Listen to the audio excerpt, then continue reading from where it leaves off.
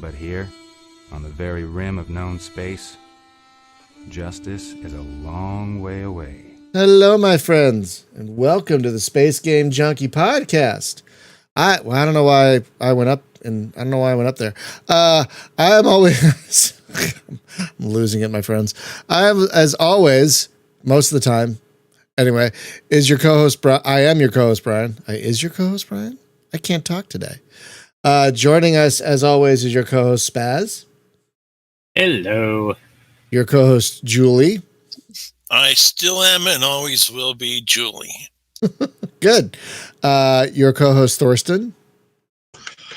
Well, hello, and everything I learned in life, I've learned from MicroProse. Oh my God, right? I need a shirt that says that. I should see if they can make a shirt that says that. That would be great. The military, piracy, space combat, so much. Civilization, history. We don't know where Jacob is. He's usually pretty on time, but he's a busy guy, a busy young fella, doing young fella things. So hopefully he'll be able to join us. But my friends, we have excellent news. After suggestions from both Thorsten and Spaz, we have a sixth co-host, and his name is David. Welcome, David. Testing. Hello, world. You may know David as Devil H on most of the streams, I believe. That's your handle, I believe. Devil D, pretty much, yeah. And Devil D, sorry. And so we were all like it just came up that we might need a new co-host, and so we're like, oh, okay, let's add one more. So now we have half a dozen co-hosts. Oh my God, we'll never get anything done. We're collecting co-hosts the same way we collect developers on the Discord. Gotta catch them all. Pokemon. So David, where are you in the world? Because I'm not sure I remember where you are in the world. We're gonna grill you a little bit to welcome you on board. Where are you in the world? I'm in Sweden, in a good old depressing Stockholm. Wow, you're in Sweden? So, okay, I would not have guessed that given your either lack of an accent or is the Swedish accent just when you speak English so nondescript that you don't really, because to me there's no discernible accent at all. So oh wow. Oh. Yeah, you sound like you could be from New Hampshire to me. You know what I mean? or North Carolina, or one of those kind of northerny, easterny states in the United States, if you know where any of those are. I wouldn't be surprised if you didn't. But yeah, I'm not from there. Okay, so Sweden. Wow. So now we got folks from America, Germany, Sweden, and Poland. Wow. That's pretty amazing. and I'm glad we have found one time during the week where the six of us can make it work. We still need one from Asia. Okay, we have no one from Asia. That's true, or Australia or New Zealand. We have no one from Asia, or is Australia and New Zealand its own thing, or is that part of Asia, or I don't even know, because I have an American public education, so I don't even know. Australia and New Zealand is its own region. Oh, okay. So, yeah. But God, what time is it there right now? Isn't it like 2 a.m. or some crap there? Like, it's like crazy late there or something right now.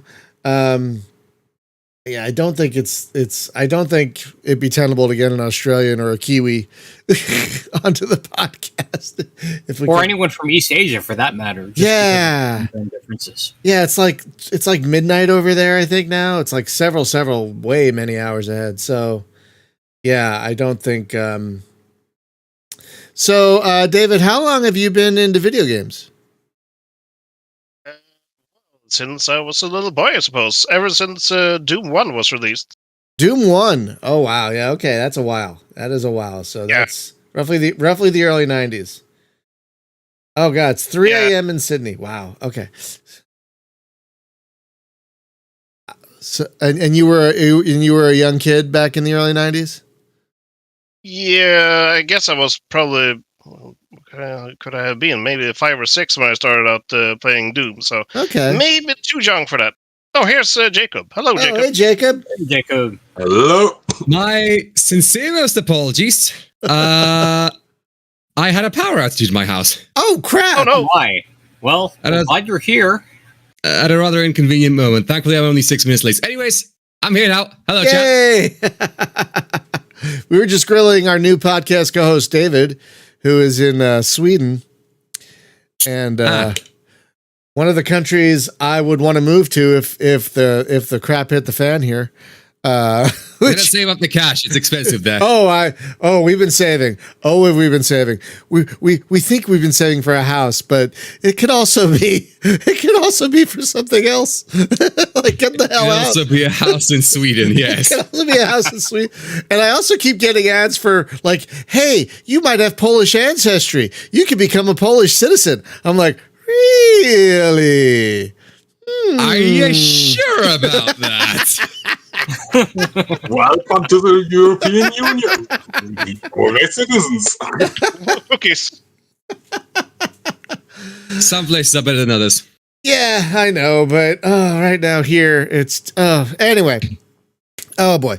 So this is going to be interesting, folks, because we want to talk about the amazing, wonderful, stupendous developer / publisher that is MicroProse. Its long history, its influential games throughout its history, but not all of us have played their games. So that's going to be an interesting thing, because I think there's at least a few of us. Okay, so I think there's 2 of us here who have not played any MicroProse games, and that's you, Julie, and that's you, David. Right? Am I remembering that correctly?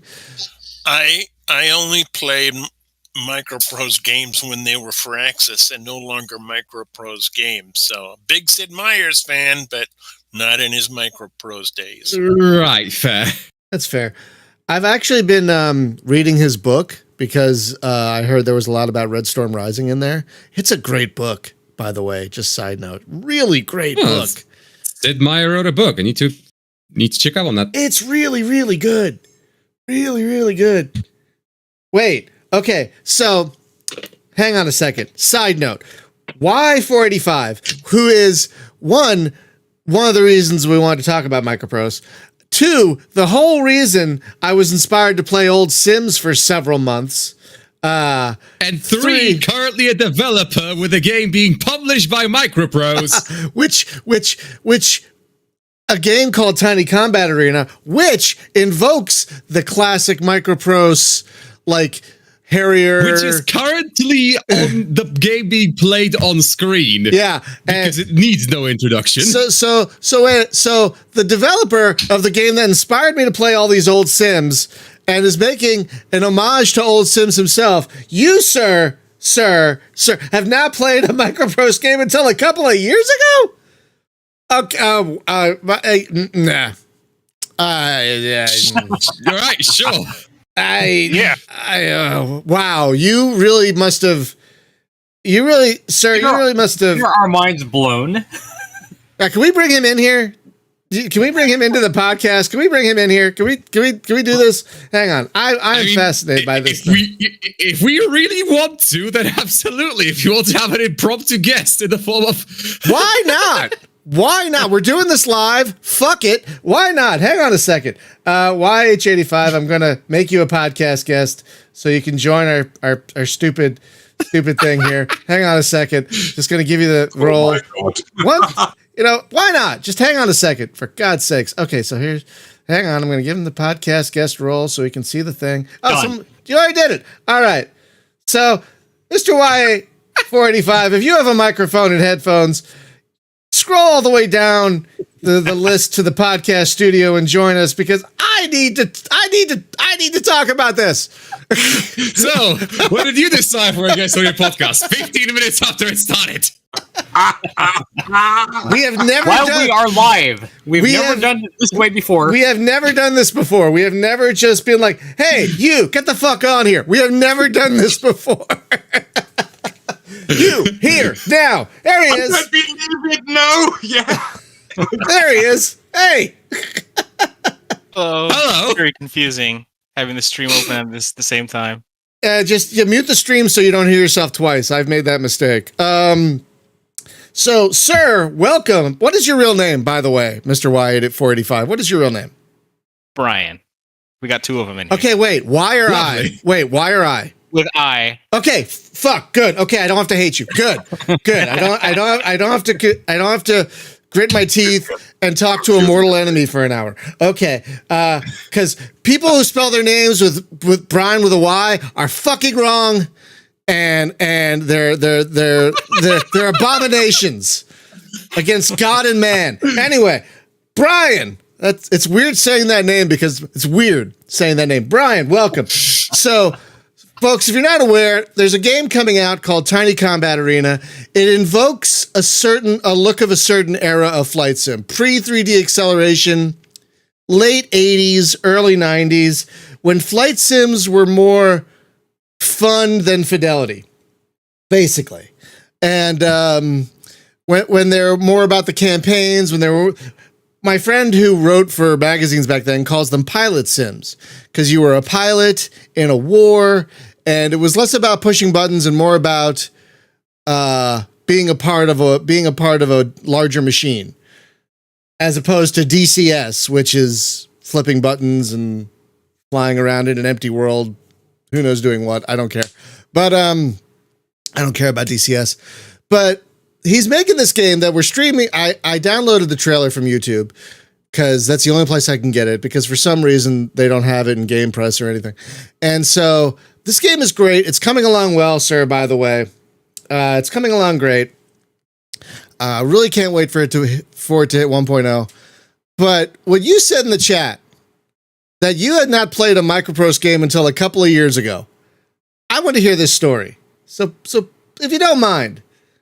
So there is a technically to that. Oh, okay. Elaborate. Please. So Falcon 4, I have played a lot of. But Falcon 4 is very much like the last gasps of the franchise. That's also the last gasp of the pilot sim, really, of the 90s. Really, it's like that last gasp of that era of flight sim. Yeah, it really was.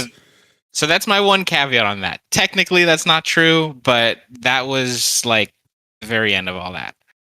What I have played is a whole lot of Janes, a whole lot of the A10 Cuba. Yes. I have a whole list. I posted this list in the Discord a long time ago. The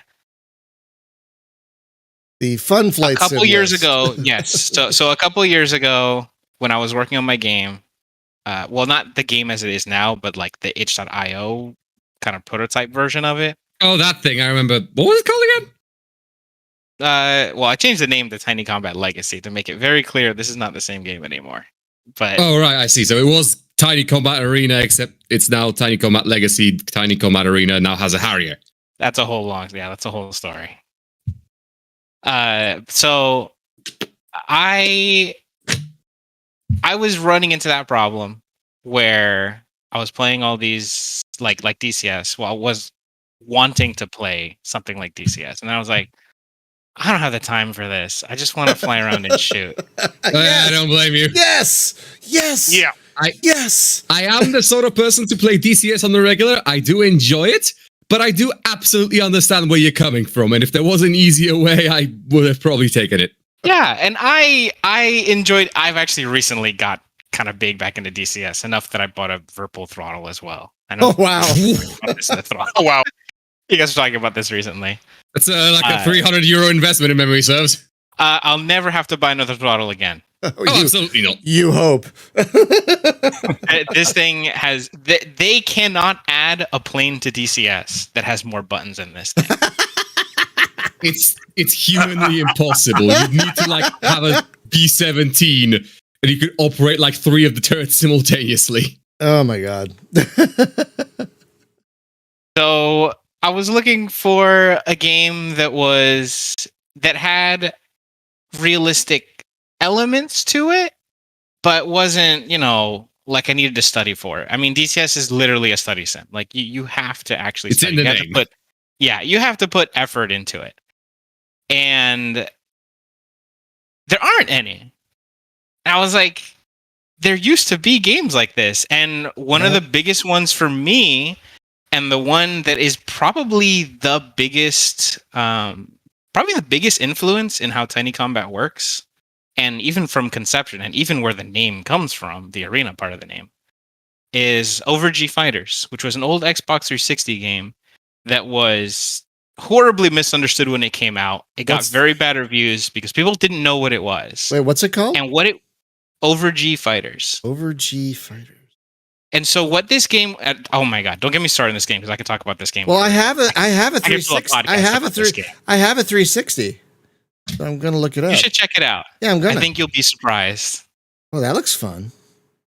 So that game was such a brilliant mix of realistic mechanics. Like, you have to think about things like missile energy, about you can't just hold the stick all the way back because you'll bleed speed. Your planes can stall. There are radar mechanics. Like, you can notch a missile in this game. Which is This is a console game. So this all has to fit on a controller. So there's going to be a lot of streamlining going on, despite the depth of the mechanics themselves. And I was like, that's what I want. And so that's where like the first original versions of Tiny Combat and all the prototypes came from. And once I started working on the game in earnest, which was probably I was overseas when I released this first. Let's say 2019. That might not be right, but it's about there. And I was like, okay, Over G is like my golden standard. But I used to play a lot of these old games. And games used to be like this. And for me, I was a Jane's kid growing up. I played so many of all the Jane's games. Like, those were my main flight simulators. And so I found a copy of Jane's Fighters Anthology, which works just fine on PC, on modern PCs. It's really amazing. It's like one of the few Jane's games where you don't have to mess around with. It just works, which is amazing. Yeah. Which is amazing to me. It just works. I don't know how they did it. I don't either. So that works perfectly. And so I started playing that. I was like, man, this game's really good. And that sent me down a rabbit hole of just like looking up old flight simulators. And then I found a video by Silicon Classics on A10 Cuba and A10 Attack as well. And that video literally changed everything about the game overnight. That turned into, like, the style is almost directly lifted from that game. If you see people, I have shown screenshots of A10 Cuba and people confuse it for screenshots of my game. Like, that's how I have no shame in saying A10 Cuba is basically what my game looks like. There's not a problem with that. A10 Cuba is a beautiful, wonderful game. No question. Oh yeah, it looks incredible. I have a folder of like 200 screenshots because I took so many screenshots. Like, this is my reference. And while I was at work, I had like a slideshow of these screenshots just going, just continuously. And I always have this in the corner of my eye, and I'm always thinking, like, how do I do this? How did they do this? How did they model everything? And that's where the style comes from. Just staring at those screenshots for hours while working at my like real job. And once after I played A10 Cuba, which that's a whole story we don't have to go into, but you should try that game. It's really amazing. Oh, it's a great game, folks. It's not available digitally anywhere, which is just a crime. No, it's stuck. I think it's stuck in like one of a licensing limbo. Yeah, probably. Activision published it for PC, and the guy who made the game is still around. He has some game on the Apple. Oh, what's it called? The App Store. Yeah, he has some game on the App Store that is like a stunt island kind of thing where you fly around and it's just stunts. I don't know. I'm assuming it's similar physics, and the physics in that game are they're really good, and they hold up really, really well. Wow. So I started looking at just like all the old flight sims. I started looking up all the old sims I remember playing, and James is the big one. I don't have the list right now, but and inevitably that meant the MicroProse games. And so I just started finding old MicroProse games and just trying them because I was like, I mean, I know they were a big name. And this is before the MicroProse deal and everything, by the way. I know they were a big name, and I was like, I know my dad used to talk about these games all the time. That's great. So That's my dad great. talked about F-19 in particular. Like I have heard for like decades of my dad talking about, okay, you have to play this game. It's the best flight sim of all time. It is pretty great. So I did eventually play F-19, and it kind of gave me a crisis because I do think it is genuinely like excellent. It is. And it's so it's just- excellent. It's so good. Like the design is just unbelievable. And the thing is back in those days, that's what the mainstream game was on PC. Like Flight Simulator, it's really hard to overstate this to people who didn't like grow up in the 90s and stuff. But flight simulators were practically the first-person shooters of the day, as in they were almost like the default game that you made.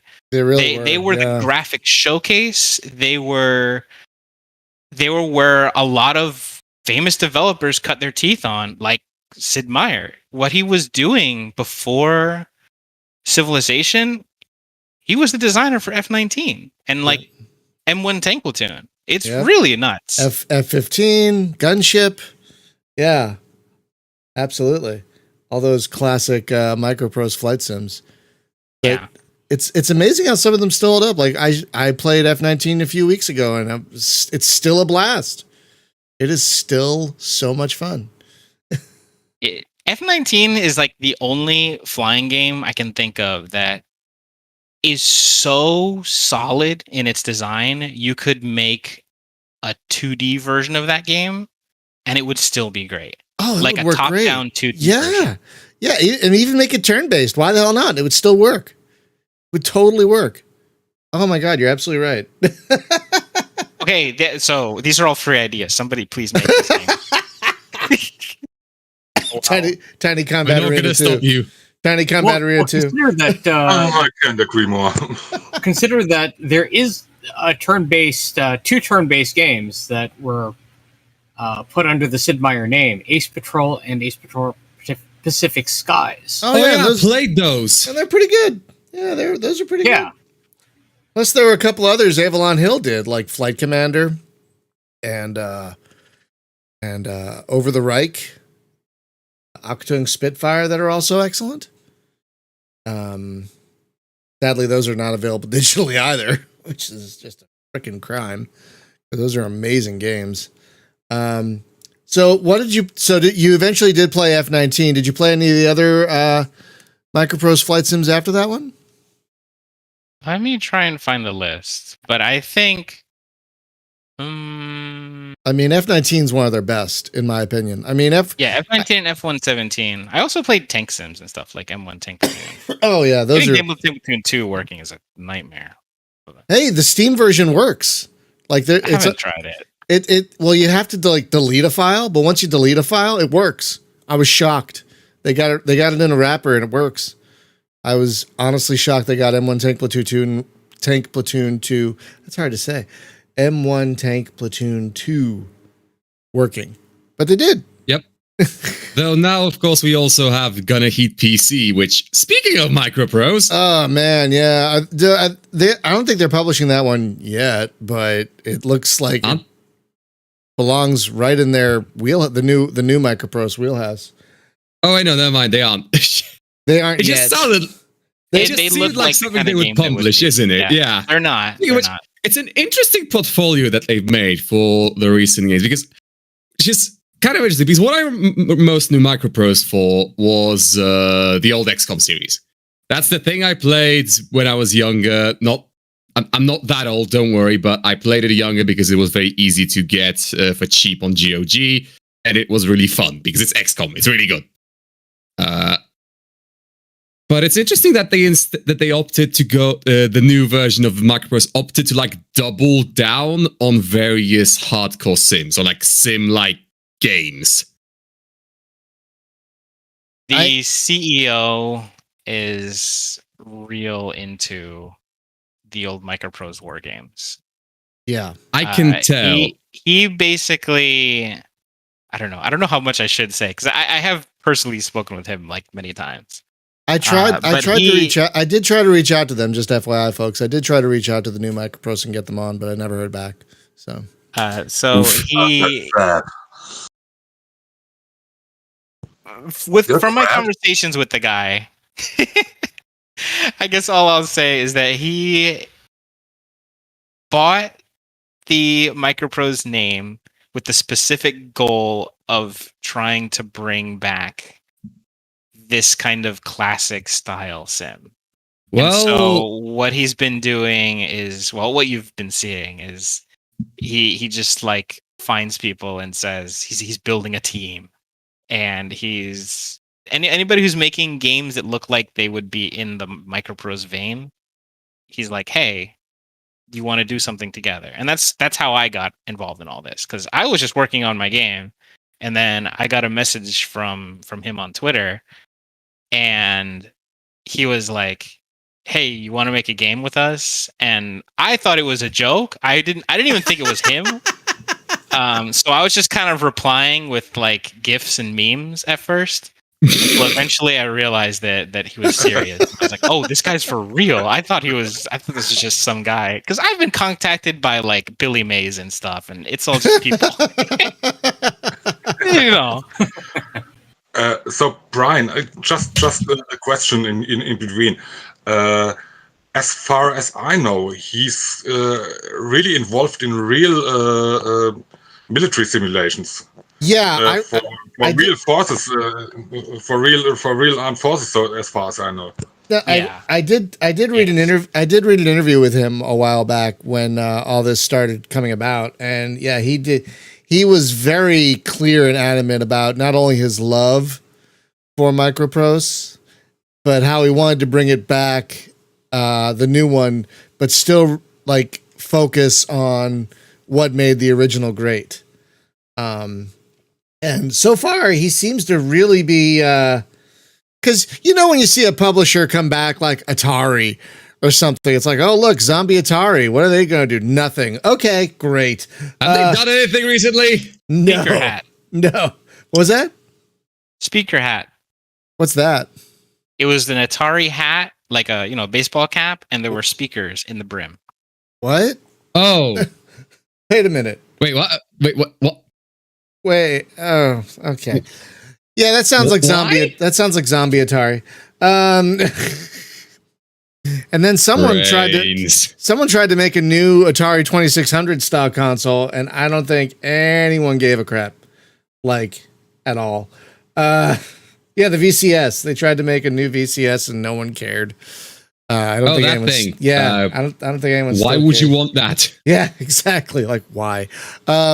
So when I saw that MicroProse was coming back, I was very nervous because I don't know about you guys, but there are a couple of developer publisher houses that I miss every day, like SSI and Jane's and Looking Glass. A few. Origin.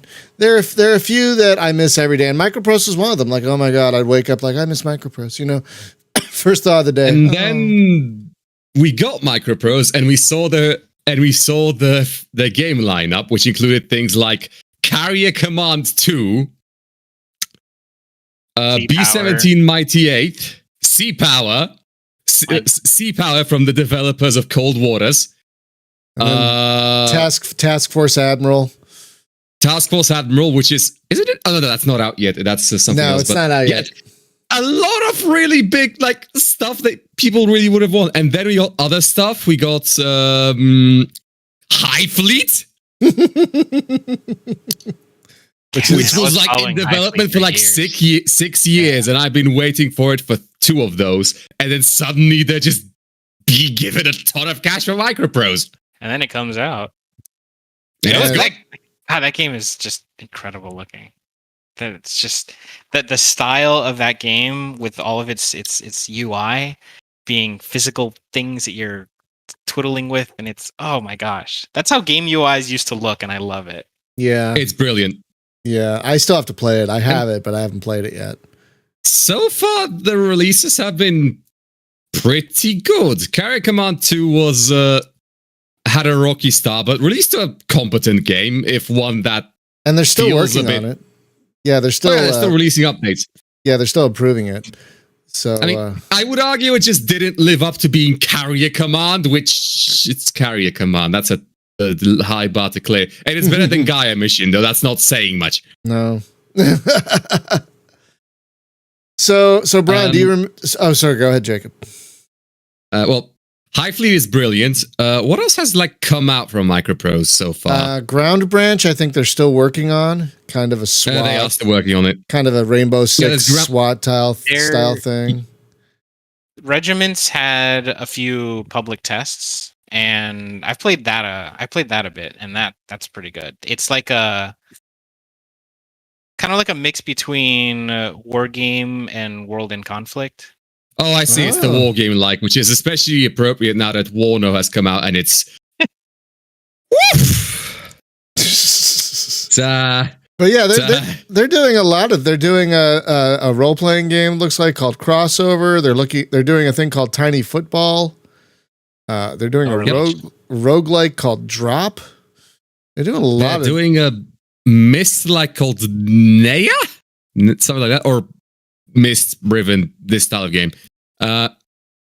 Yeah. So it's a good. I think it's a really good mix of classic MicroProse plus a couple of. But MicroProse also did do sports games. So Tiny Football, for example, is not really they had MicroProse Golf, if you remember that, which is apparently pretty good. I never played it, but apparently it was pretty good. So they did sports games as well. So Tiny Football is not really too much of a stretch for the new MicroProse. They did some racing games too, like the Grand Prix games. Yeah. Yep. Oh, it's a manager game. Yeah. That's right. They did the Grand Prix game. MicroProse seemed to do just one of everything.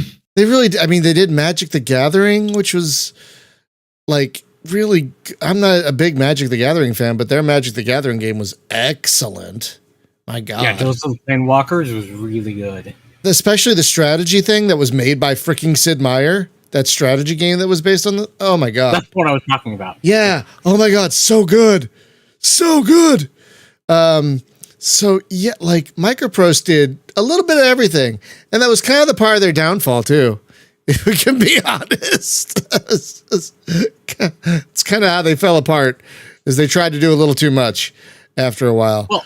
Well, let's take it another direction for a second. For those who have played MicroProse games, that's a good question. What was the first one that you recall playing? Okay. Well, for me, I know it was F-19. That was the first one I ever played back in '88. And then I went back and got all their other flight sims after that. I got Gunship, I got F-15 1 and 2. And then, and then I bought pretty much every MicroProse flight sim after that.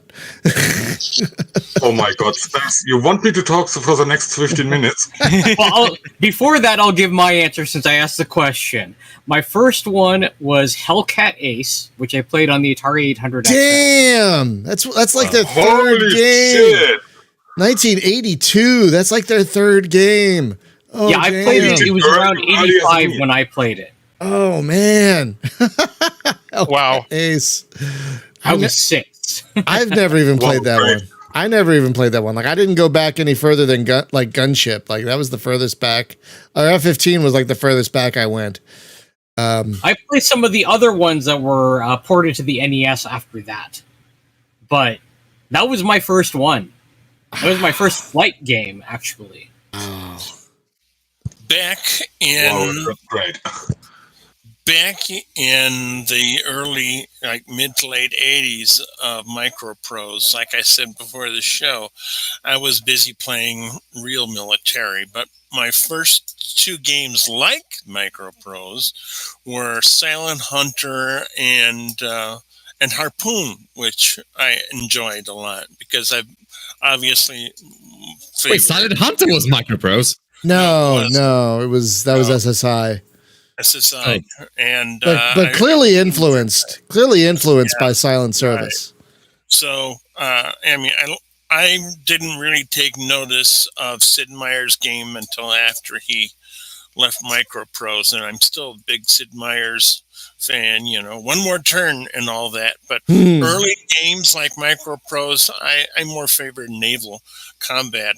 Maybe because in the real military, I was in ground pounder unit that guarded Fort Knox, and I was at 8th Army headquarters for a while. But yeah, so I was never real big on air combat. But yeah, those are my aside from, as somebody mentioned in the chat, Pong, bonk, bonk, bonk.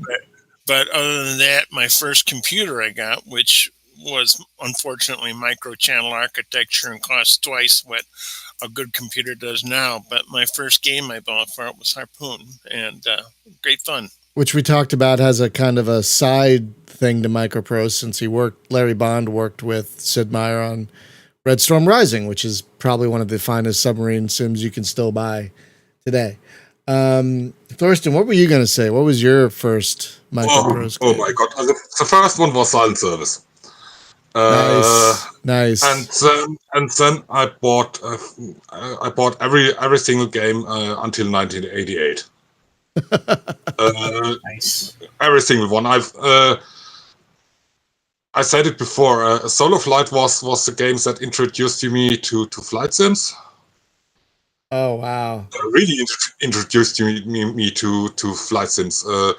I learned navigating in this game, and F-15 Strike Eagle, the original F-15 Strike Eagle, was the one that introduced me to air combat. That's nice. It's crazy looking back at these times. Oh my god, F-15 Strike Eagle, I think, like really set the look for the next several years, like the pyramids everywhere and everything. Yeah, for sure. Yep. Yeah, that for sure. And Pirates, Airborne Ranger, and oh my god, Red Storm Rising, Gunship. I still regret not playing Red Storm Rising back then. I really wish I had gotten over myself, but what are you gonna do? Live and learn. Yeah, exactly. But the manual alone for Red Storm Rising is it's wow. so good. It's so good. Yeah, it's an introduction in modern naval warfare. And that's a game you can still play for years because of that amazing campaign. There's really hardly anything like that campaign in that game. Like, oh my god, like just astounding. Yeah, kind of. I gotta say, Brian, it was your game that inspired a lot of this. Honestly, like, I'm sorry. no, it's fine. Your game inspired me to take a few months off of space gaming to play all these old Sims that I've been playing and having such a great time with. And your game is coming along great, I must say. By the way, Thank you. I was actually working on it like as the podcast started. I was checking in code. Well, I mean, if we're going to talk about MicroProse, it would make sense that you would show up. Because, I mean, they have such a history. And, friends, if you're wondering, like, are we ever going to talk about space games? MicroProse did some space games. Not a ton of them, but they did a few. Like Lightspeed and Hyperspeed, which, if you've not played, are actually really good, like, space fighter adventure game things. Like, you fly a ship that's as big as Manhattan, but you can also fly fighters to defend it. And there's also like a puzzle game that helps in engineering, but it's also an adventure game. So, yeah, Lightspeed and Hyperspeed were excellent. They also did Mantis, which was not as excellent. Actually, Mantis was kind of terrible. But so they have done some I disagree. space game. Oh, and of course, Master of Orion 1 and 2. Of course, Master of Orion 1 and 2. It took us way too long to mention those. They also did Star Trek Birth of the Federation, which Yep. unfortunately had some issues, but it had the potential to be a really good game. If they'd ironed out those issues, it would have been much better. Yeah. I actually played it, managed to like get an abandonware version because it's not available anywhere digitally, of course. Which is weird. Probably one of those weird licensing issues.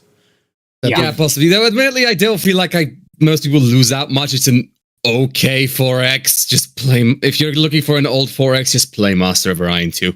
Well, the one thing that it did that I haven't really seen in any other 4X game since was its combat system.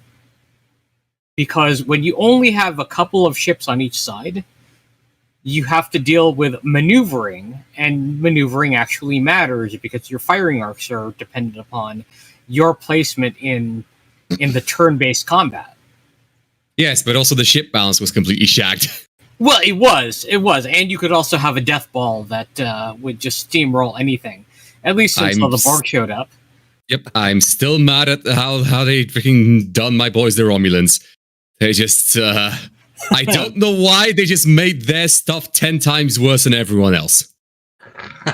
Probably cloaking devices. Now, one game that MicroProse did, but the Klingons were broken as hell. Nah, they were too. Yeah. The balance was all over the place in that one. One game I want to talk about that MicroProse published, at least, that I don't think went as far as it deserved was Subwar 2050, if we remember that. Basically, Underwater Wing Commander, basically. That game was so good. It's Why so have good. we only gotten Aquanox, mediocre Aquanox SIDS? The sad thing was, side note about Aquanox, is that the game that started that series, Archimedean Dynasty, was much closer to Subwar 2050 than the Aquanox games are, which is so confusing to me. But Subwar 2050 was made by the folks who went on to make the iWar games, iWar 1 and 2. Okay. So that kind of talks about their, and I've been trying to get them on the podcast for years, let me tell you, because, oh my God, the iWar games. But, all right, and then it got bought out by Interplay. Got it. Or Infogrames or whatever the hell they were called, or but Subwar 2050 was like one of those really like MicroProse has so many games that are one-offs that are so like unique to MicroProse, like Darklands and Master of Magic and Sea Rogue and just all these one-offs that were so freaking good. That never went anywhere else afterwards. And I don't think it wasn't because they were bad. I just think it's because one of the great things about MicroProse is they were willing to try different things. Yeah. And that's one of the things that made them great. Like, not everything worked. Like, does anyone remember Zeppelin from 1994? You shouldn't. Yeah, that wasn't that great. It wasn't very good. I also want to mention, because you mentioned Darklands, there was a precursor, Sword of the Samurai, which had a great graphical style and was also a great game in its own regard. And then there was Covert Action. Probably one of the few really good spy games out there. Oh, Covert Action, yes. Not many people like it. So yeah, don't understand why. Yeah, and it's just so weird to look at their list of games and see all these like one-offs that like never went anywhere. Like The President is Missing. I don't even remember what the hell that is. What the hell is that? Yeah, that's another spy game, but it was pretty much inspired by its times. A lot of video sequences and a lot of such stuff. It wasn't really good. It had no great replayability, sadly. That's a shame. Because so many of MicroProse's games, that's a thing about a lot of their games is replayability. Whether it's, Covert Action or F-19, you could just load up F-19 and play those campaigns for years. Because it just, you finish one campaign, the next campaign is going to be different. Because they knew that they wanted people to play their games for years. So that always the context. Sorry, no, go ahead. I think the context of having a pilot that you're following through with added so much to it.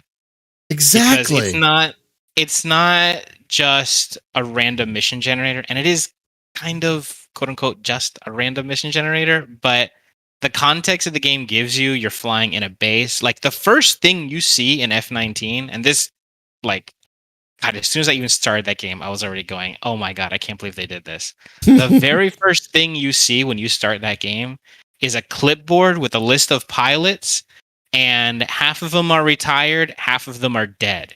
And the very first thing you do is scratch off one of their names and write your name into there. And it's like, that sets the tone for what's happening, like without any storytelling. And it's just shown that, okay, this is what's going to be happening. This is very dangerous. Get going. It's, oh my God. It puts you in there. Like, you're looking at a clipboard and a cup of coffee and some aviator sunglasses.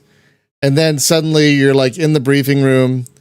I mean, you're the pilot. It's not just I mean, there's simple menus, but the flavor, the context that they put these simple menus in just adds so much to how connected you are to these games.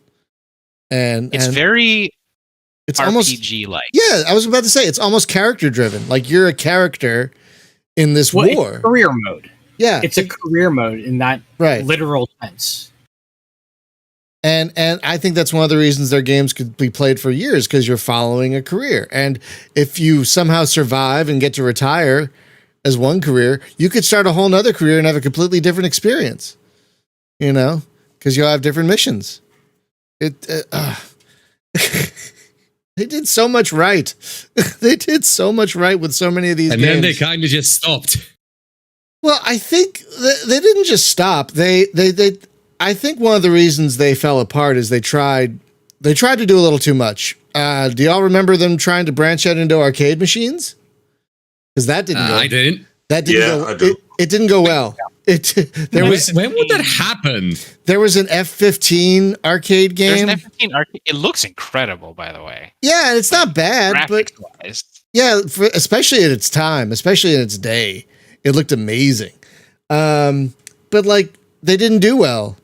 Like, no one really wanted to play those in the arcades. So like, it was a real shame too, because I played them because I'm like, oh God, F-15, of course. But like, I rarely saw anyone else playing those. And apparently that was a huge, huge money sink for them.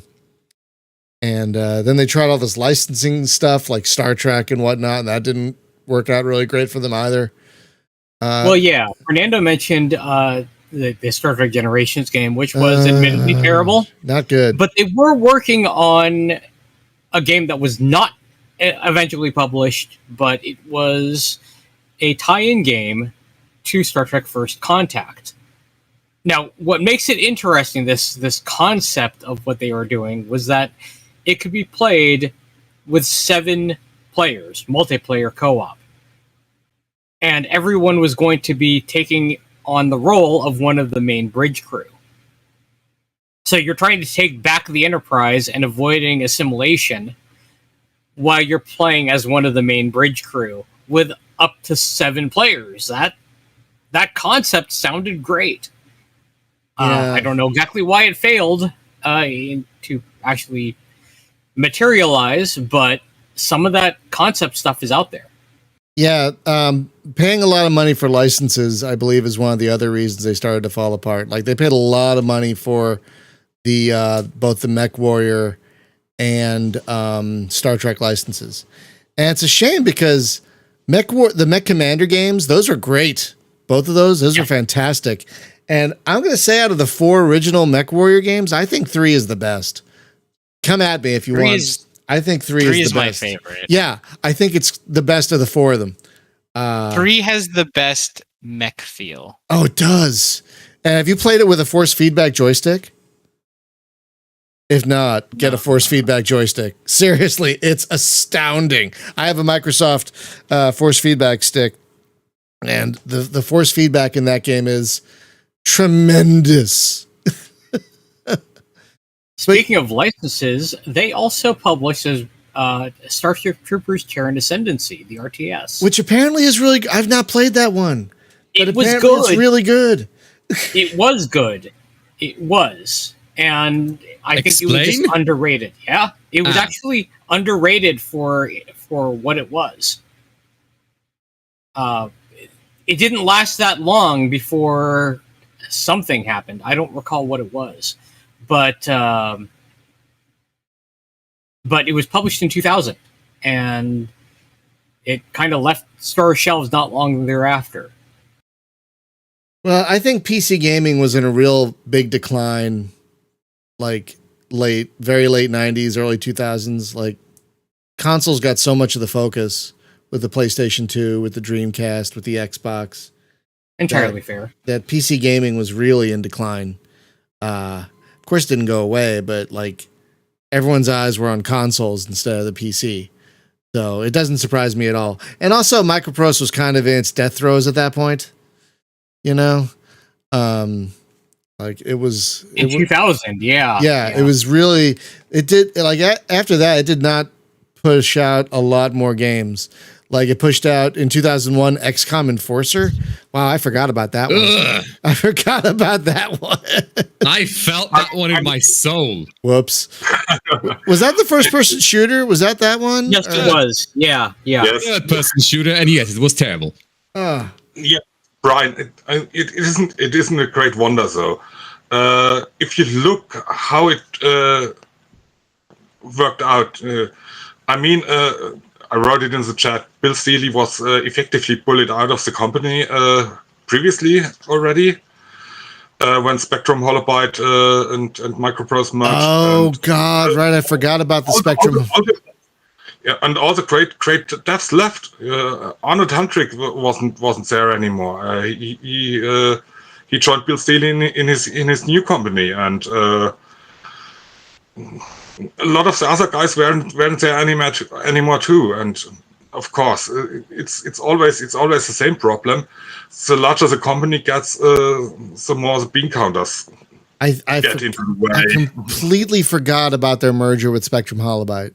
I can't believe I forgot about that. And I think that was really, Falcon comes from. yeah, but I think that was the first nail in their coffin as well, was the merger with Spectrum Holobyte. I think I read somewhere because they were hemorrhaging money so badly from trying to do arcade machines and whatnot that they had to do a buyout.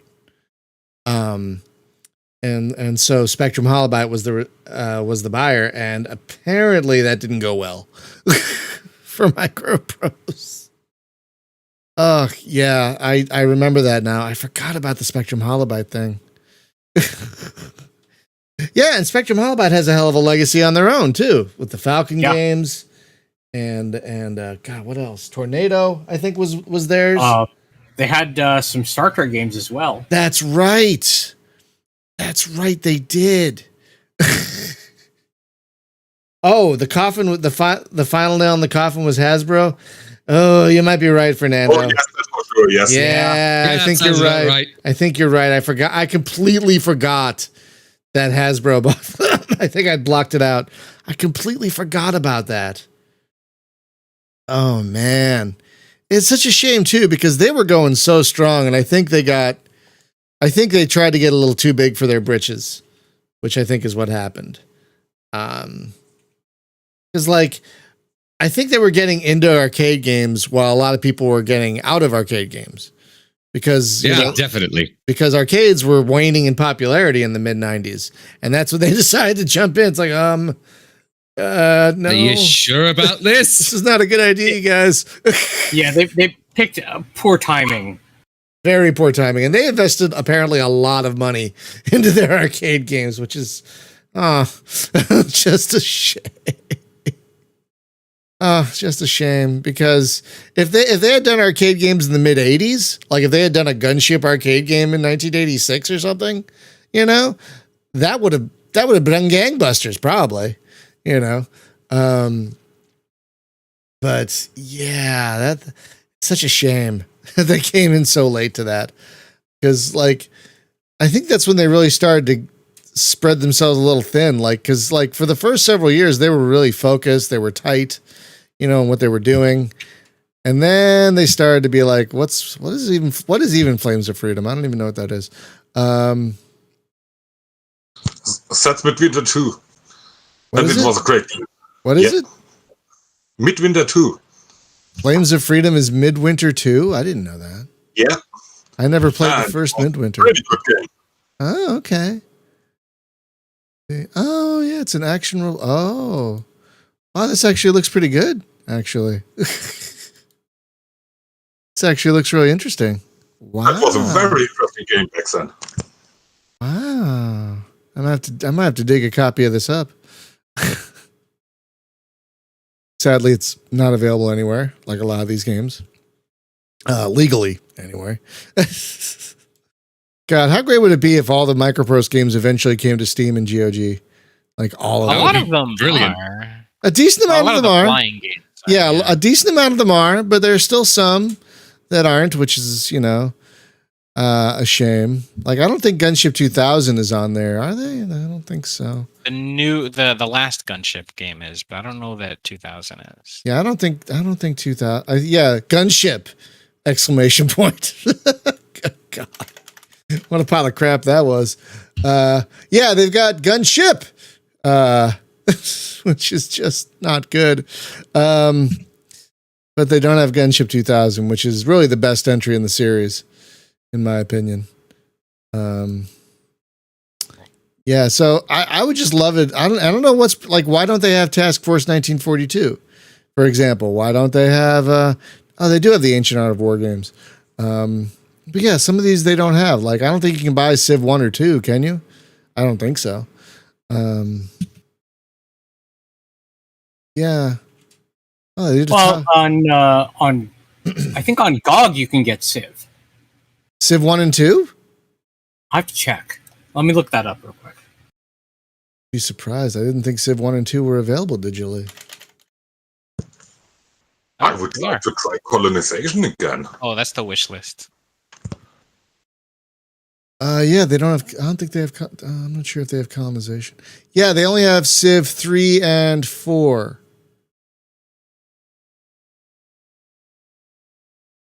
Yeah, the license. I imagine some of this is licensing. It's got to be. Nobody wants to do the work. It's got to be. They have the original colonization, which is hilarious. You do. Yeah. Though what's interesting about colonization is that if you have Civ 4, you can get the remaster of colonization within the Civ 4 engine. Oh yeah, right. It was an expansion of Civ 4. I correct. forgot about that. That's right. Yeah. Which is also quite good. It is. There was also a freeware iteration, Free Call. Oh, that's right. Yeah. That's right. Another great game. So, I mean, I guess in a way, it's just kind of sad that remembering how MicroProse fell apart back in the day. But now it's nice because they're back. They got better. And yeah, they did. Zombie MicroProse is not really a zombie. They're an actual. It's like an heir instead of just a zombie. It's like Gandalf the White. Yes. Yeah, that's a good way. I like that. I like that a lot. Actually, that's a great way. I have no memory of this software. God damn it! Got chucked into the pits of hell, and came back all better for it after a long fight with a freaking demon. But yeah, no, it's really great that, I mean, I'm quite happy that Brian, I'm sure you're especially happy that MicroProse is back. I mean, were you planning on getting a publisher at all at any point? Not really. It kind of just happened, to be honest. There was, I did have in the back of my mind, because the announcement happened that there was a new MicroProse. That announcement happened while I was working on the old version of the game. And I remember just thinking, like, it'd be kind of funny if MicroProse, if I got a thing for MicroProse. And so after I lost my job, like my real job, I got laid off at the beginning of the pandemic. Oh, no. I was like, well, I guess I'm doing this full time now. And then I started to wonder, like, what the game might need if I were to shop it around.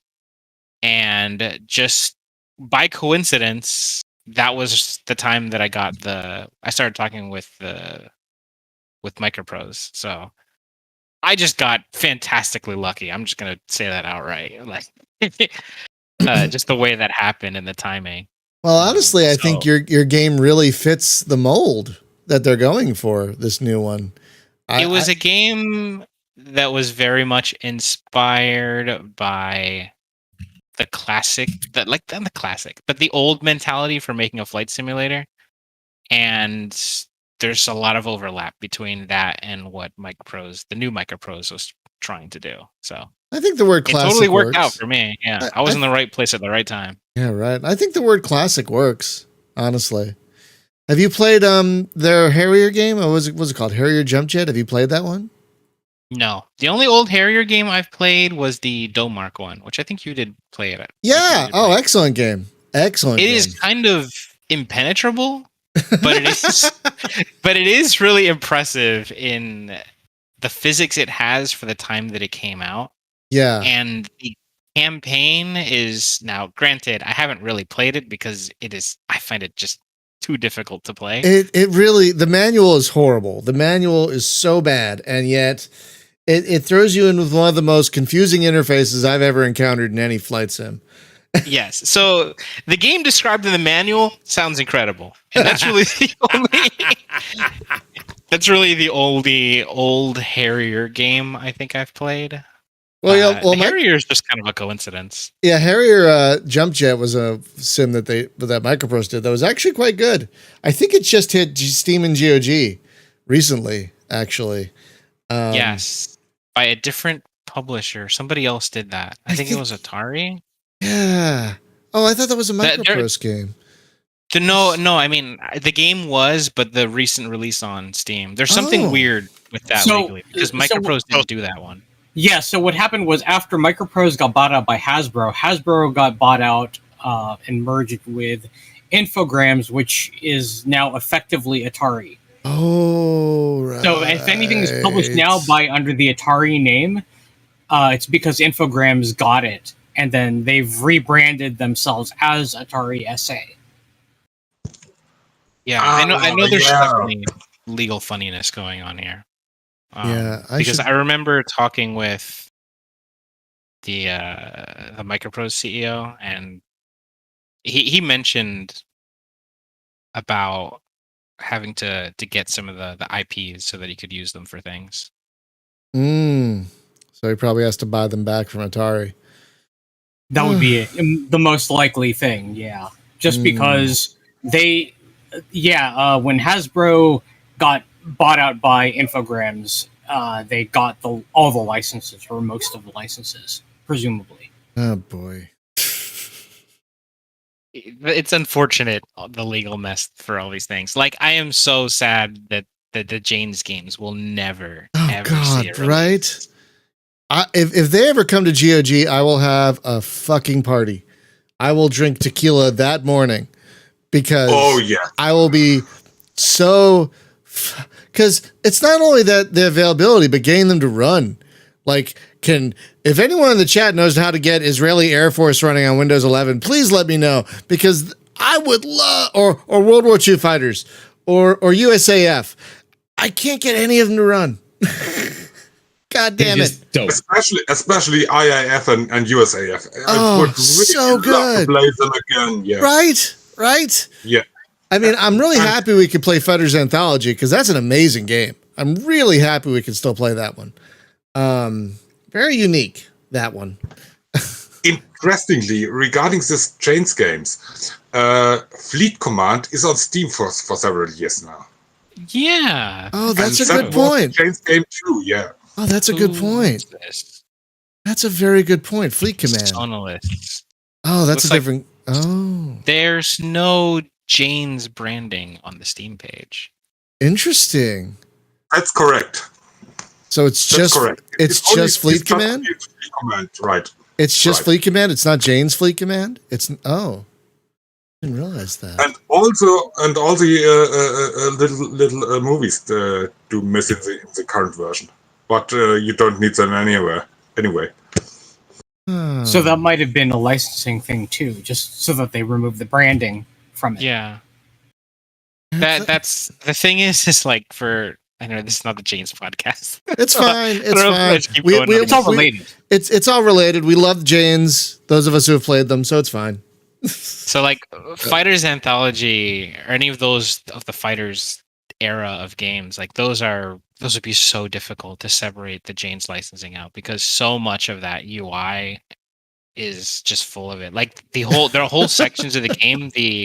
I forget what they call it, but they have like a database viewer where you can look up like, oh, this is the A7, and it gives you this huge, like, it looks like it's just ripped out of the actual Jane's like magazines or something. These huge pages of statistics and descriptions and history. And like, this was honestly like one of the best ways to find information on games at the time, because you couldn't just look this stuff up easily on the internet. Right. And I just love the manuals too. Like, oh, those wire-bound spiral manuals that all the Jane's games had. Oh, man. I wish I can get them to run. I've really tried. I feel like I have to build a legacy machine to do it. Like build a Windows 98 SE machine to do it. I think that's the only way I would get some of them to run. But speaking of manuals, the Falcon 4 manual, I have the big binder. Like, yes. that is like genuinely one of my most prized possessions. Oh God, I've said on stream before when I show that thing off, that's one of those things I would run back into a fiery. And if my apartment was on fire and I got my wife out and my cats out, if they were out, that's one of the things I would run back in for, is my Falcon 4 binder manual. I would put myself at risk. Just for that one, and probably my EF 2000 strategy guide. Those are like two of my prized possessions. And you're right, Mosgrom. Like I think that's one of the reasons like Fighter's Anthology still works, is because it didn't rely on early DirectX or early 3D acceleration like the later Jane's games did. Yeah, that game is all software. Yeah, exactly. Software games are ironically, well, maybe not ironically if you know how they work, but yeah, those are the ones that are the most easy to get running. Right? Anything in that like early 3D dead zone. Oh is, God. Like really difficult. Like to run on 1997 to 2001 are just God. Like I've tried to get Mig Alley to run. Oh God. Yeah, everything was moving so fast back then. It was. It's so, there was a paradigm shift like every year in graphics APIs and how everybody writes their games. And then you would have to write your game for like every specific graphics driver too. It wasn't ATI, Matrox, 3DFX, all those different. Yeah, exactly. Oh my God.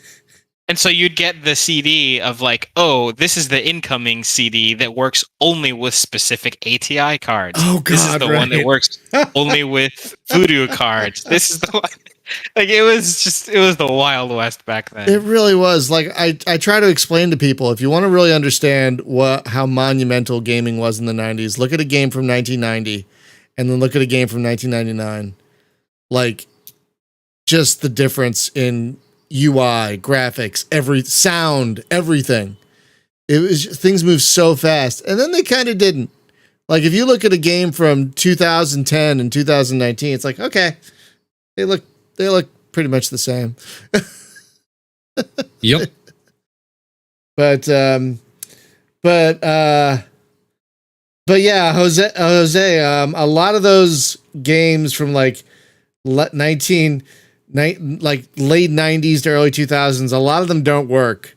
Or like if you want to get Interstate 76 to work, for example, you got to kill Explorer. You got to kill Explorer.exe. I'm not even kidding. There's a utility that if you want to play Interstate 76, it kills Explorer.exe, then you can run the game and it runs okay. And then when you kill the game, it reloads Explorer in Windows. I'm not even making this up. That's how you have to run Interstate 76, for example, because it makes no sense. It makes no freaking sense. But games, that's why I'm enjoying playing these pre-3D acceleration games, because they're just like, oh, it's DOSBox, pretty much. It's just pretty easy. They all run. Yeah, some better than others, but they all run. And it's just great fun. It was great fun being inspired by your game to revisit this era, this classic era of flight sims that I've been having so much fun with, mostly. Like, not every game has been fun, but most of them. Have you played Tornado, by the way? I don't remember. Have you played that one? I did. Yeah. Okay, Tornado. I didn't play it that much. Of the DI games, the one that I played the most was IF-16, although I think IF-16 has a bunch of different names. Yeah, it's F-16 Fighting Falcon and IF-16. Beware. I'm not sure if IF-16 is actually a digital integration game. It is. It is. It is. I think it was their last game, but in America, at least, it was published by Interactive Magic. That's why it had that I in front of it. But I believe it was like one of their last flight sims. And I believe over in Europe, they called it F-16 Fighting Falcon, I think.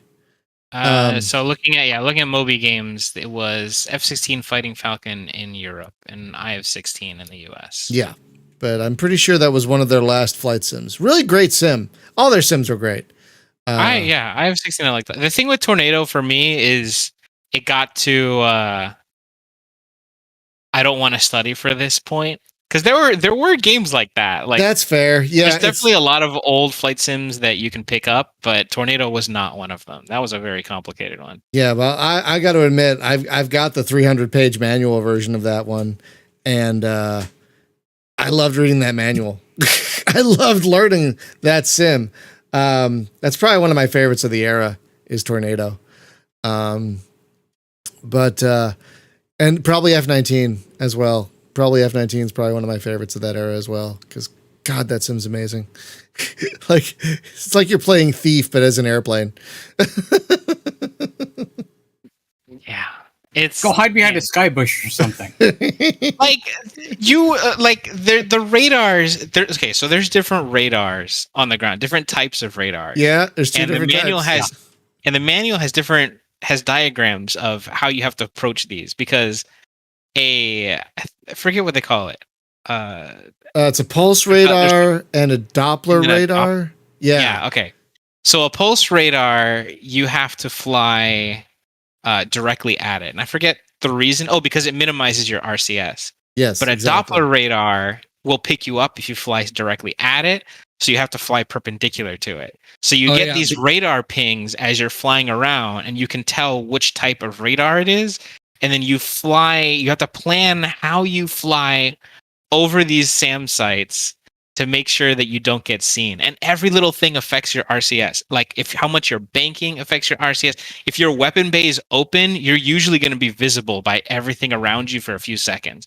And then they start launching alert Vipers. I'm watching too much Battlestar. And they start launching fighters, and it's, oh my God, this game is just brilliant. I had a crisis when I played that game. I was like, oh my God, I wish I had played this game like a few years ago, because then I would have just made a new F-19 instead. Well, maybe you still can. Call it F-20. Wait, we have that already. We have those already.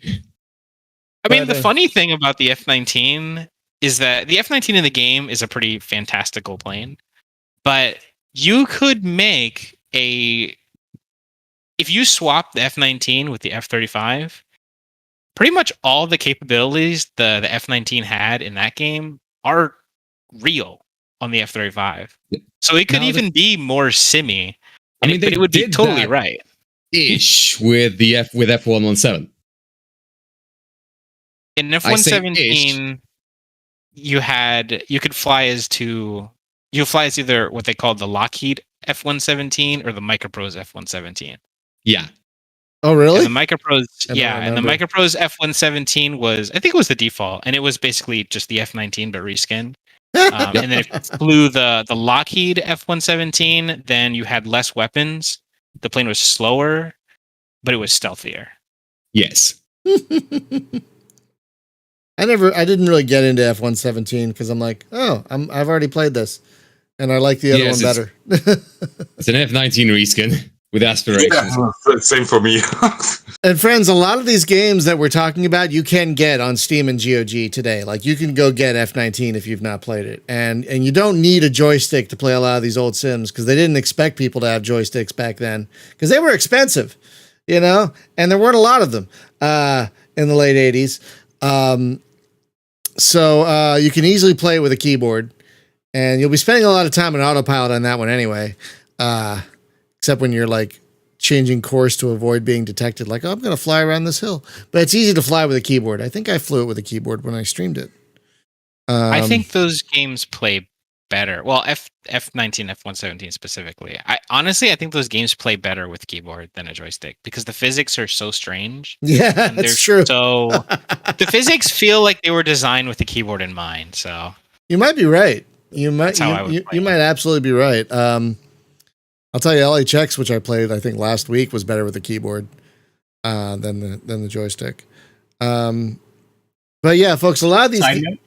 Yeah, this is just a quick side note regarding the F-117.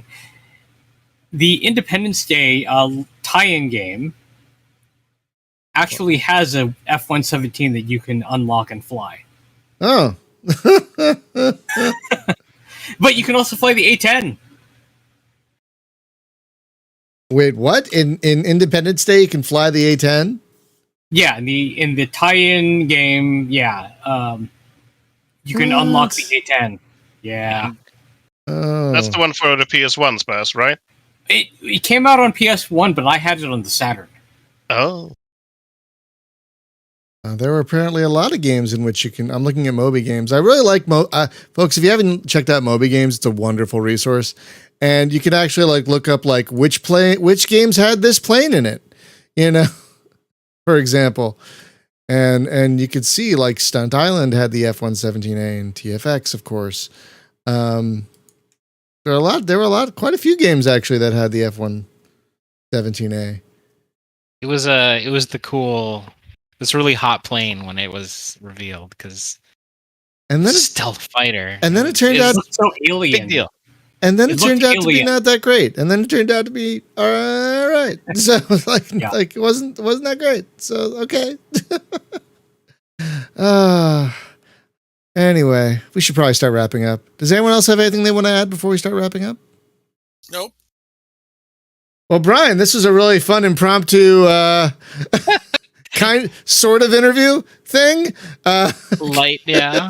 Kind of sort of. Thanks for having me. That was it's been a good time. Yeah, friends, Tiny Combat Arena is currently available. Is it on GOG or is it just on Steam? I don't remember. Just on Steam. Okay, Tiny Combat Arena is available on Steam. It is really great. It is coming along. It is currently in early access, so it is not done. But updates come very regularly, and it's coming along wonderfully. And if you have any interest in this like classic era of flight sims where everything was like a single shade or couple of shades, this will really bring back a lot of good memories because it really has that early 90s look to it that a lot of us remember so fondly. I don't know what we're going to talk about next week. We haven't decided on a topic yet. So I don't know what we're going to talk about next week. But tomorrow on the stream, I'm probably going to play Warhammer. I think I'm done with Falcon 3.0. I think it's a bit much, and I'm probably going to play a comfort game instead. So we'll probably see you tomorrow for some more Inquisitor. Have a great day, everyone. Be safe, be well, take care of each other. Please get vaccinated if you haven't already. That's how we're going to get through this, if we all get vaccinated. And we'll see you back here tomorrow and for the podcast next week. Have a great one.